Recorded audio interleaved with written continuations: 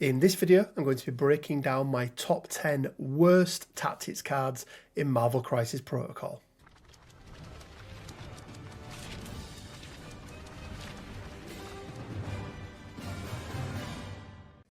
Hey guys, Rich from Rich Big Gaming. Hope everyone is doing fantastic as well. Welcome to this, another MCP video and number 4 of the week. Didn't quite hit that 5 mark, but I wanted to mix things up a little bit. We've obviously been doing the affiliation breakdowns, and I wanted to do something a little bit different and something I've never really done before. We've done a lot of best of lists, but we've never really done a worst of list. I suppose you could count the tier lists, but I wanted to look at tactics cards. Tactics cards are a really interesting part of Marvel Crisis Protocol. They create these big comic book moments within your game and can have a huge impact on the swing of a game. You know, a well-played tactics card at the right time can swing a game completely and put it back into your control. But I believe there are some tactics cards in the game that are either just really, really bad, or even worse, they look like they do a really, really good thing on paper. But actually, when you look at the overall cost, so the complete opportunity cost of what they're doing, it just really, really isn't worth it. So there are a couple of exceptions and things that we're not going to put in here. So what I'm referring to as meme cards, okay?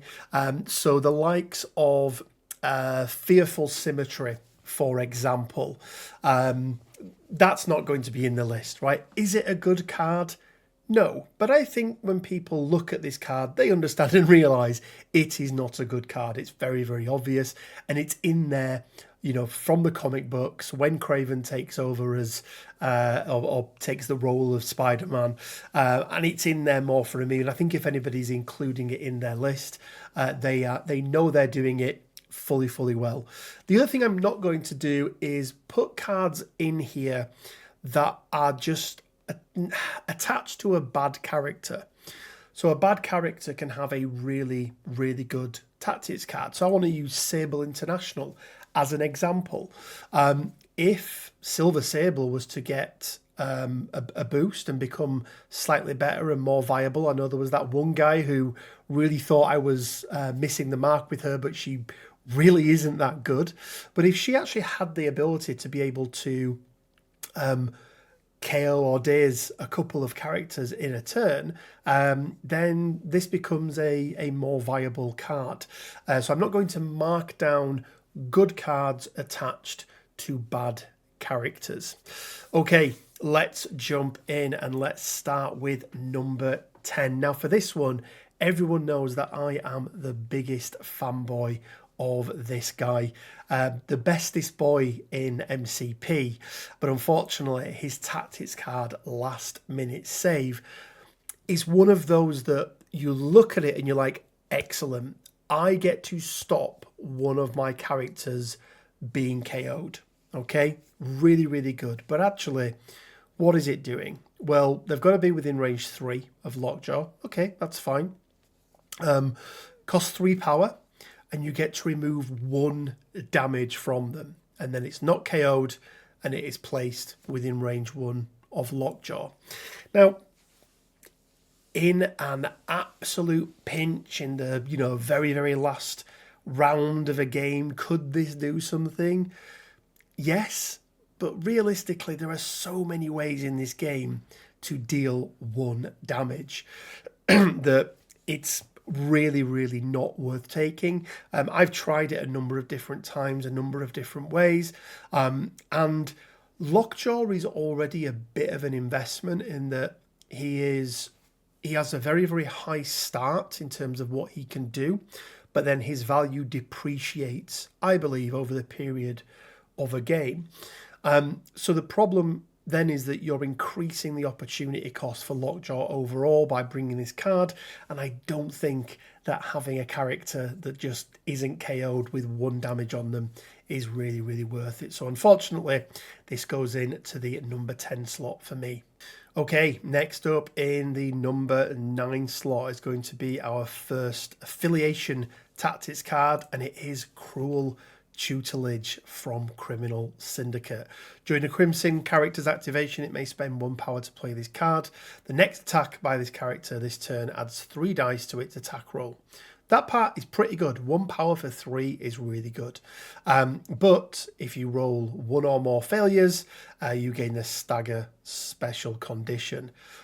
Is it worth getting a stagger for 3 extra dice, or potentially getting a stagger for 3 extra dice? I don't think so. I think if this card was worded a little bit differently, maybe if it was the next attack action, maybe you could reduce the dice down to 2, keep the power at 1, but it be the next attack action.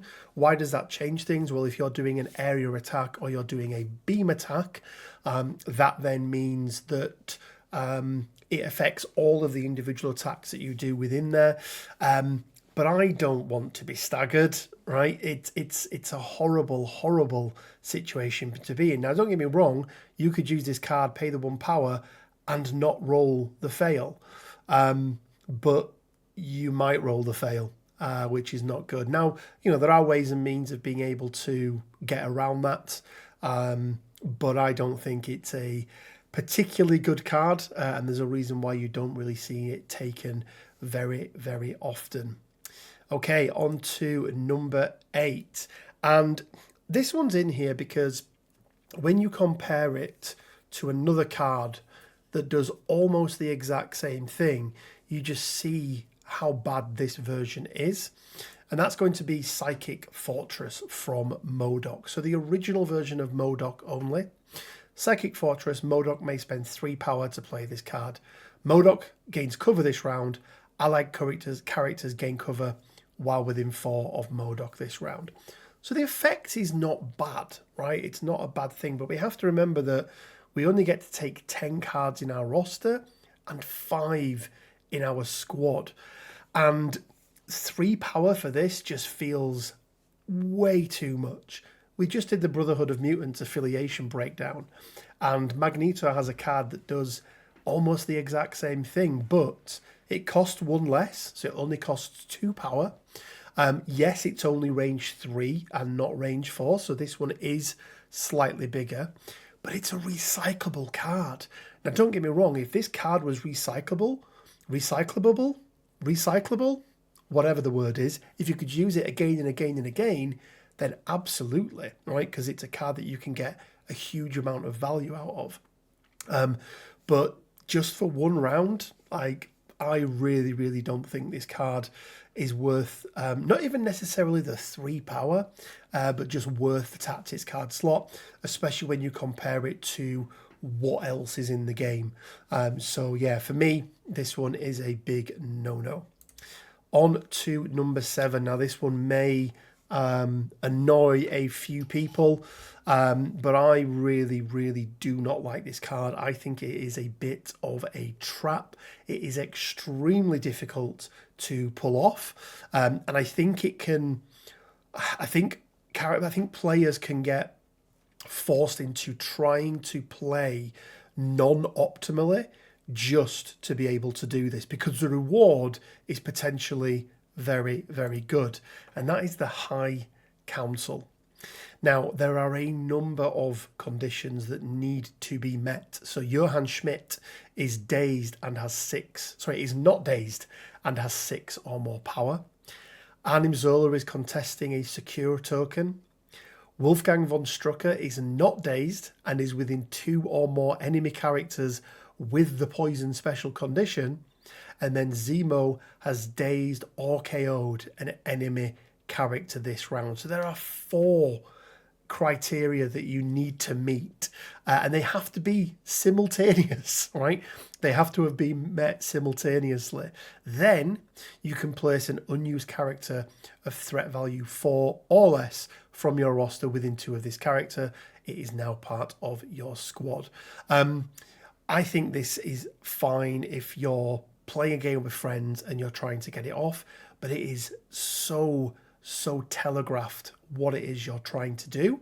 The reward, as I say, is very, very nice, but how difficult this is to pull off, and the fact it's going to force you into making decisions that are probably non-optimal. I think this card is a bit of a trap, and it's most definitely one that I do not recommend Hydra players taking with them. Okay, on to number 6. Now, this is a very, very old card that I'm really surprised has lasted so long, and that's going to be Anger Management. Any non-Hulk Avenger character within 3 of an allied Hulk may spend 5 power to play this card. The allied Hulk suffers damage equal to the power spent and gains that much power. So he's going to take 5 damage, which essentially gives Hulk 1 extra dice, okay? But it is 25% of Hulk's stamina pool, which is not good. It's really, really not good. With the ability now and other characters out there that can dish out 7, 8, 9, 10 damage within a single activation, you do not want your Hulk on life support any more than he needs to be. And doing this is, really, really not good. Yes, Hulk is going to gain extra power from this, so it could do extra things for him. But there are not many situations, again, maybe at the very, very end of a game, and you've got a Hulk to activate, and he can, do some Hulk smashing, take out a couple of people, then maybe. But in reality, this is a card that you really, really want to avoid, especially under Avengers as well. Like, if you're playing Hulk, you're probably playing under a Steve of some sort. For me, this card just really, really doesn't work. Number 5 next, it is another Criminal Syndicate card. And this card is it is the definition of meh in this game. And that is No Mercy. When an allied character would daze an enemy character, so only daze, not KO, the allied character may play this card. Gain 3 power. Like, that's it. That is it.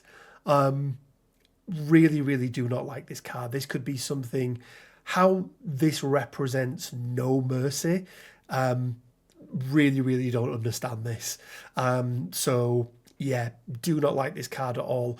Just the rewards and what it does are just nowhere near good enough to be a tactics card, if I'm being brutally honest. So, I would, especially in Criminal Syndicate, where they've already got some really, really nice tactics cards, right? So, not no matter the cost, that's an old card. The one that gives you priority, I forget what it's called, apologies. They've got some cards and they've got characters that want to bring cards. I really, really don't like this card. 3 power is nothing in this game. For me, big no. Okay, so coming in at the number 4 slot is going to be the Doctor Strange card, Vapors of Valtorr. If there are 2 of the non-dazed allied characters within 2 of Doctor Strange, he may spend 3 power to play this card. So the prerequisites are already quite high. And what can you do with it? Because you would expect with those prerequisites, 3 power and 2 non-dazed enemy characters, you'd think it's going to be doing something pretty darn good. Well, you get to choose a character within 3 of Doctor Strange. That character gains 3 obscuring mist tokens. Now, there are 2 reveals that you can have on here. So each time the character is targeted by an attack, shuffle the tokens and reveal 1 at random. If the token has a blank on the side, you may reroll any number of the attacker's dice. If it has a silhouette, the attack continues as normal. So the obscuring mists, there are 2 blanks and then 1 silhouette. So there's 2 ways in which you can play this. You can either put it on one of your enemies, an enemy character. So then when you attack that enemy, you have a 2 in 3 chance of re-rolling any of your attack dice. So that's the first way that it can be played. Now, the other way is you can put it on one of your characters, and anytime they're attacked, you get a 2 in 3 chance of being able to re-roll your opponent's attack dice. But my problem here is like, it just may never happen.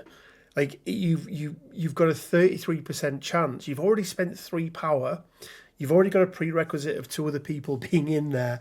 And then when it actually comes to triggering the thing that the card does, either way, whether you're using it defensively or whether you're using it offensively, you only get a 33% chance of being able to re-roll all of the dice. Now, if we compare this against something like Dark Reign, okay, from the Cabal, it costs the same, 3 power, okay? It can be used by anybody, so any character on the board can pay it. There's no range restriction on it, okay? So it can be absolutely anybody on the board, and everybody that attacks that is Cabal gets to re-roll their dice. Now, this has the duality purpose of that, you know, it can be used defensively, but it's just like, it's really, really not good enough. The prerequisites of this, 3 power, and, you know, having 2 people within range 2 of you, allied characters within range 2 that are not dazed, just makes the opportunity cost for this way too high for something that you might not get any benefit from whatsoever. So yeah, it's a big no-no for me for Vapors of Valtorr. Okay, on to number 3, and we are with Criminal Syndicate again. They've got some good tactics cards, but they've also got some really bad tactics cards. And this next one is going to be Bounty Hunters. This is a Criminal Syndicate reactive. After deployment is complete, an allied Electra or allied Taskmaster may play this card.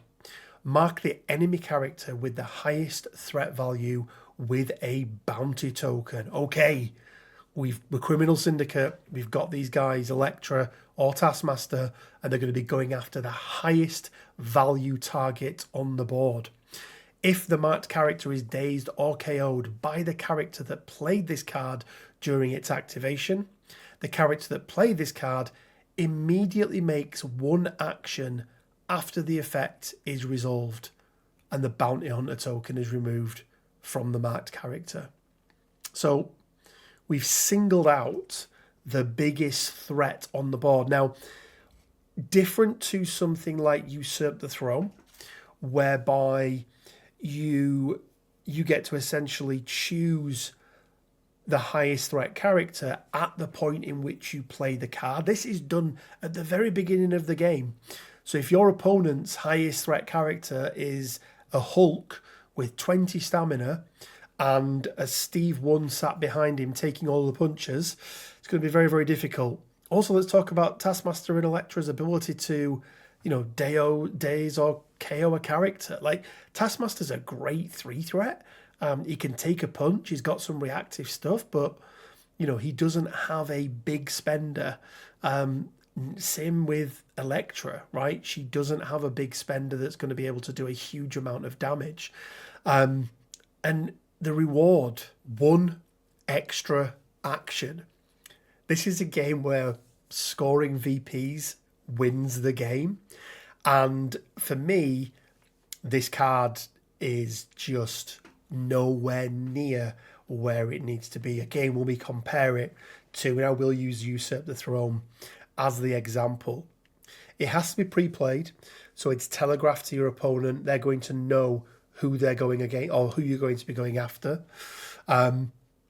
Yes, it doesn't cost any power, but it doesn't give a boost or anything, right? If this was, these characters can re-roll all of their dice or stops your opponent rolling dice against them, something, and the reward needs to be VPs. It has to, in a game where scoring VPs wins the game, one extra action, especially on an Electra or a Taskmaster, right? You can be in a position where, well, great, you've dazed the character that you were going after, and you stood on a point, and you're like, but I don't want to move anywhere because I'm on the point and I'm scoring it. Like, yeah, really, really not a good card. Do not like this card whatsoever. I love the idea of it. I think Criminal Syndicate having a card like this is pretty cool, but I really think it needs a bit of a rework to really make it worthwhile. So great idea, really, really badly executed. Go look at Usurp the Throne for some inspiration as to what this card should be. Don't make it the same, but give them something that makes this card worthwhile taking. Okay, on to number 2. And if you thought I hated the first one or the last one, then I hate this one even more. Dirty Work. An allied X-Force character may spend 3 power to play this card. Mark the enemy character with the highest threat value with a target token. If the marked character is dazed or KO'd this round by an allied X-Force character, all X-Force characters gain 2 power. If there is a tie for the highest threat value, yada, yada, yada. This is the same, right? The reward for this is just not good enough at all. This should be VPs. This again should be VPs. Now I think something like this should probably be like 1 VP rather than the 2 that Usurp gives you, for example, because you've got a number of characters that can play this card, and the fact that any X-Force character can pay the power, and then any X-Force character can actually daze them, so it doesn't have to be the same. Usurp the Throne, right? Killmonger pays for it, and then Killmonger has to be the one that dazes them. This one is anyone can pay it, any X-Force can pay it, any X-Force can daze or KO. But everyone gets 2 power. Like 2 power. Power is a resource that isn't finite in this game. Other things are, stamina is mostly finite. Tactics cards are mostly finite. VPs are finite, right? There's only so many of them you can score each round. And I think any card like this, the reward should be VPs or something better than 2 power for everyone. X-Force don't really struggle for power, right? They're generating quite a bit in the first place, and yes, they've got to spend it on superpowers and on leaderships and things like that. But just not good enough. Really, really not good enough.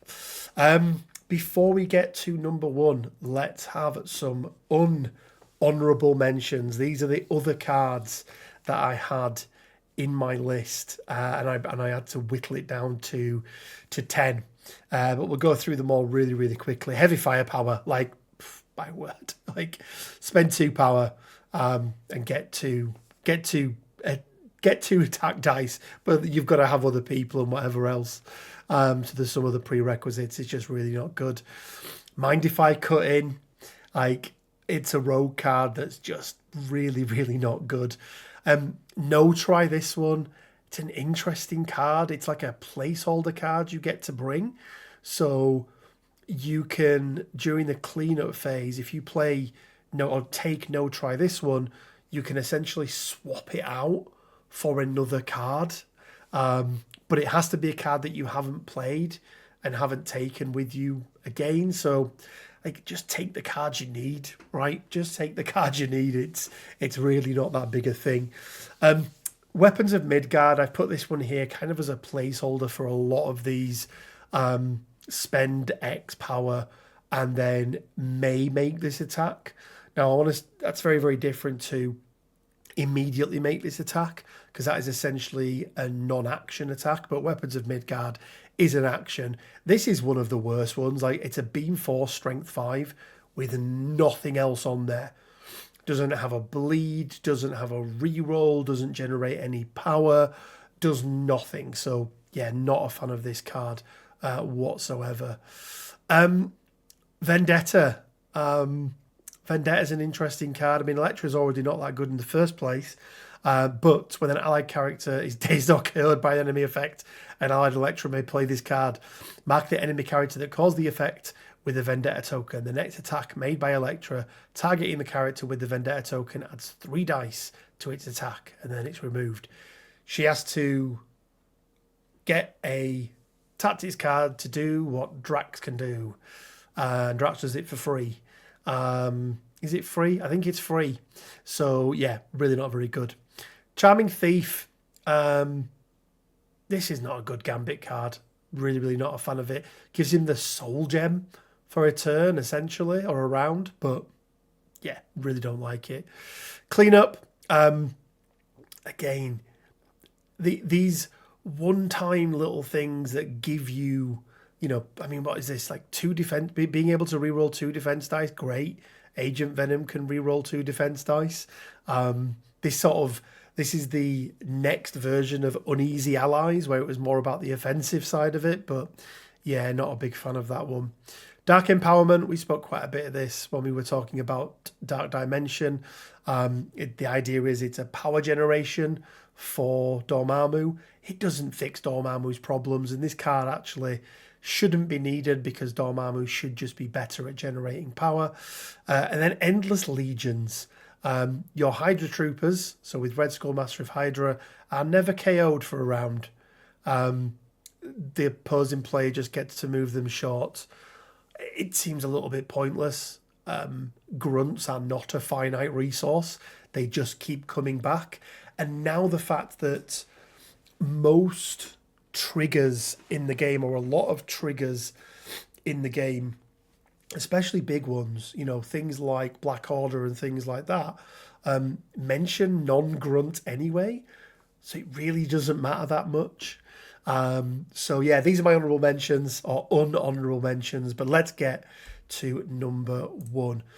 This is a card I've tried to use many times. I've tried to make it work, but a little bit like some of the other ones that we spoke about, it forces you into bad decision making, and it looks on paper like it could be absolutely amazing, but again, the total opportunity cost and the difficulty of being able to get this off, and the fact that you can't use this when you're dazed. So if at the end of the round you've got some of the things you need, you can't actually pump them into this if you've been dazed. So you just end up with a target on your back. It's a huge red herring. It's cloning banks. Mr. Sinister's cloning banks. So what does the card do? Well, basically you play it in the cleanup phase, okay? And then once it's played, during each cleanup phase, including the one in which the card is played, you may remove any number of genetic sample tokens from himself to this card. So you're essentially depositing these genetic sample tokens from Mr. Sinister into these cloning banks. Now, he can have a maximum of 3.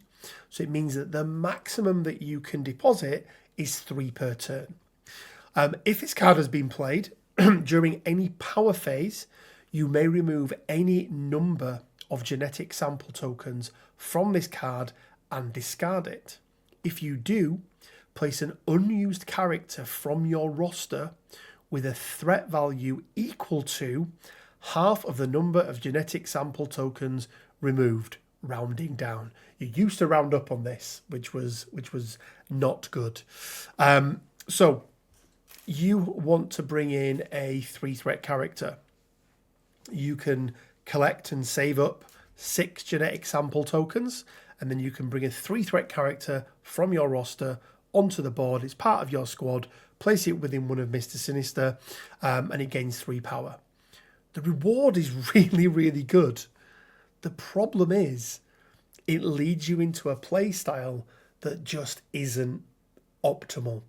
Those tokens, those genetic sample tokens, you really want to be using them on stopping the incoming damage to Mr. Sinister. Even more so because when he has this card out, it paints a huge target on his back. And even once it's out, you'll probably find that you're in a position where you've played non-optimal for so many rounds. So you can play this in the cleanup phase. So turn 1, you can generate 3 and put 3 in. That's if you do nothing else with Sinister using those tokens. So he needs to stay alive. Turn 2, okay, you can potentially generate 3 more. So you can put 3 more in. So that means the earliest that you can bring somebody into the game is going to be turn 3. Now think about the board state and what has already happened by turn 3. So many things will have happened in the game. There'll have been an exchange of extracts, potentially an exchange of secures. And I think this leads you down a path where, again, you play suboptimally, you play around this card rather than playing around the board state, and it forces you to make suboptimal decisions. So I think this card is one of the biggest traps in the game, and because of that, I've put it at my number 1 spot. And there we go, guys. Let me know what you think down in the comment section below. It's going to be interesting to see people's take on these. I am sure somebody will have had an experience with one of these cards and it will have worked for them, okay? I'm not saying that they can't work, but what we're looking for typically in tactics cards is a guaranteed outcome, right? Brace for impact. I spend 1, I stop the collision damage, okay? Really nice, really simple, but it does exactly what it says on the tin. Patch up. I'm going to spend 5 and I'm going to remove 5 damage from that character.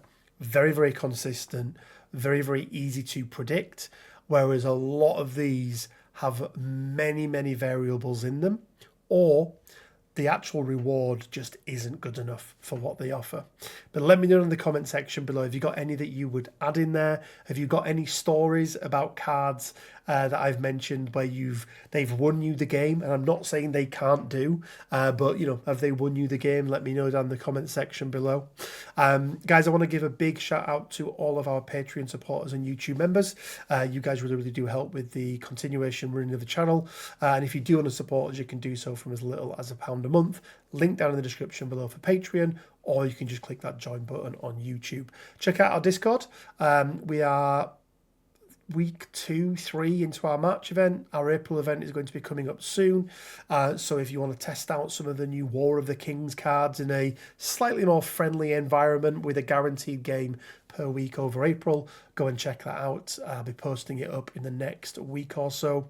I also want to give a big shout out, easy for me to say, to Leodis Games, the sponsor of the channel. Those guys make it so much easier just to run things. So if you want to help support them, there'll be a link down in the description below with £5 off your first order.